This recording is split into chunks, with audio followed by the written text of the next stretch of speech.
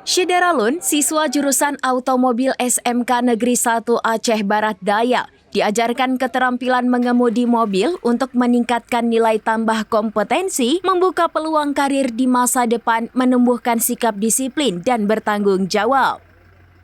Pelatihan yang menggunakan mobil praktek SMK Negeri 1 Abdia itu berlangsung di halaman sekolah setempat pada Senin 8 September 2025.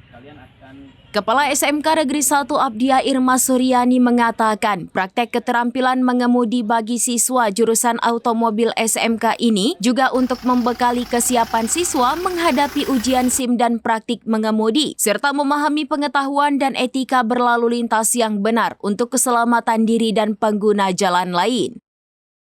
Belajar mengemudi ini, sebut Irma, juga menjadi salah satu penilaian dan syarat bagi siswa jurusan automobil untuk mendapatkan sertifikat uji kompetensi keahlian, yaitu sebuah ujian praktik yang dirancang khusus untuk siswa SMK agar pencapaian kompetensi keahlian mereka dipastikan sinergi dengan dunia kerja di mana nantinya mereka bekerja.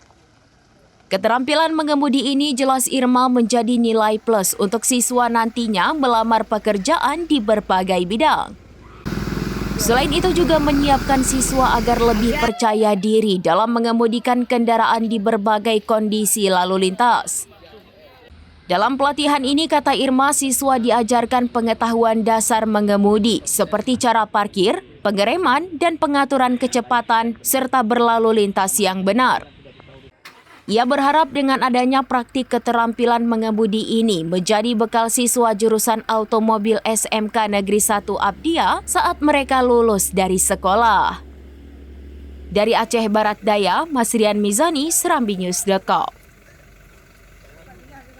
Untuk berganti-gantian belajar mengemudi, nanti akan dipandu. Kalian akan dilatih secara teori dulu, kemudian setelah teorinya